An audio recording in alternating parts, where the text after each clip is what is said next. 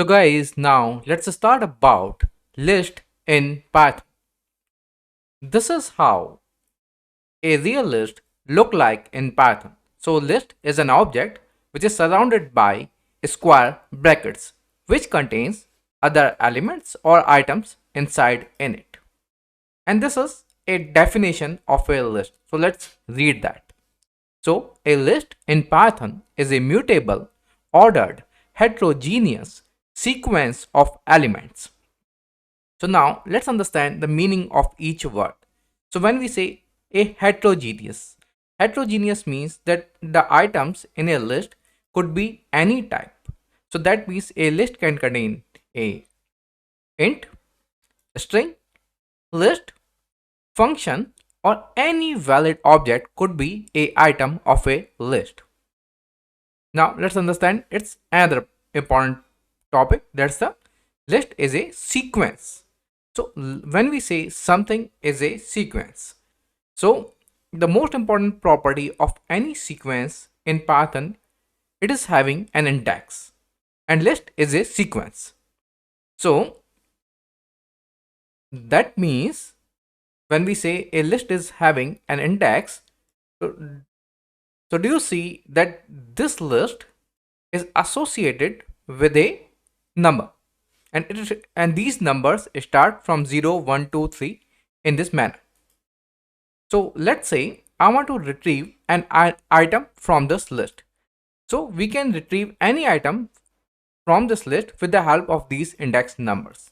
Now let's say I want to retrieve this ABC, and what is the index number of this ABC? 3. So what I can do, I can write down our list, let's say our list, then write down the square brackets and write down its index number. And this ABC is having 0, 1, 2, 3, the third index. So let's see that. So let's say 3 and let's run the code.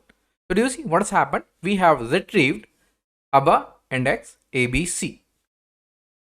Now, when we have retrieved our ABC, now let's try to retrieve the item 3. So when you have another list or another sequence inside in it, so again where indexing applicable, so this way you can retrieve any item from that list. So let's say first write down this R list. So first reach up to this sequence. So what's the index number of this? 0, 1, 2, 3, 4. First reach on this, then again write down another square bracket which will now refer the items inside in it. So third is in on what index? It's on 0 index. So let's write 0. So do you see we got the 3 from this list. So we have retrieved this 3. If I want to retrieve this function, and this is a square function, so if you will put any argument in this function call, it will give us a square back. So let's try that. So let's say I list, and what is the index number of this? 0, 1, 2, 3, 4, 5. So 5 will get a function object back.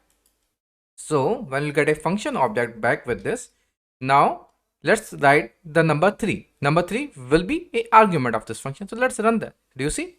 We have got back the square of the 3. So that's what this lambda function is doing. It is returning a square back if you will call this function. So now we have called this function.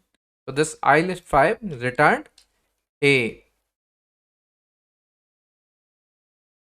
function object back, and we call this object over here. So this way we can retrieve different items from a list with the help of list indexing. As list is a sequence, so the most important property of any sequence is that it is having an index with it, and we have seen how does index work. So if any object will be a sequence, that means all of these operations will work on that object. As list is a sequence, so all of these operation will work, and we'll see all of them in detail. And we have seen about this thing, indexing, which is the most important property of any sequence. Now apart from this, the another important property of a sequence, that a sequence will be an iterable. So a sequence will be an iterable. So when any object is a iterable, the most important property of that object is that you can run the for loop on that object. So let's see. So let's say we have this I list. So can I run a for loop on that? So let's try that. So let's run for I in. Let's run this I list object and let's print I. And what this for loop does, it iterate one by one item. So let me do one thing. Let me first write down this I list over here. So I have this list. So do you see? We are getting back one by one all the items from this list. So if you don't know about for loop in much more in detail, so don't worry. We will cover up for loop in much more in length. And all of these built-in function will be applicable on iterable, as list is a iterable. So all of these function we can apply on a list. So let's see some of them. First, create a another list. So let's give it a name li. So let me and write down few numbers. Let's say 45, 65, let's say 33, 22. Yeah. So now let's see this max built-in function. Can we apply on this list?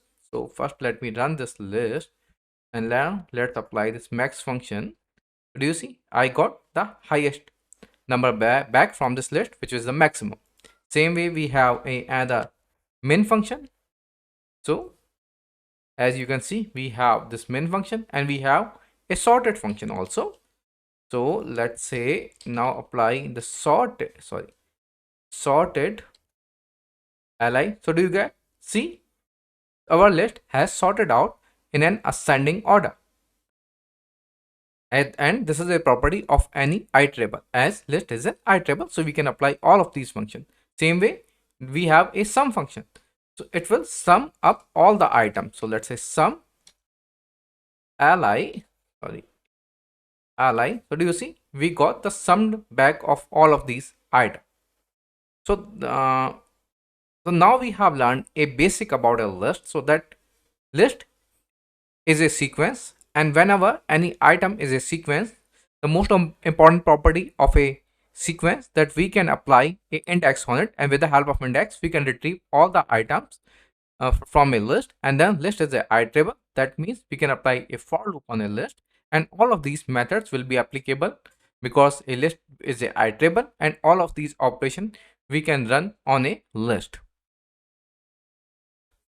Now we have learned the basics about a list, that what is a list, and now we have known that list is a heterogeneous sequence of element, and we will understand mutability in much more in length, because mutability is one of the most important topic whenever we discuss about data structures in Python.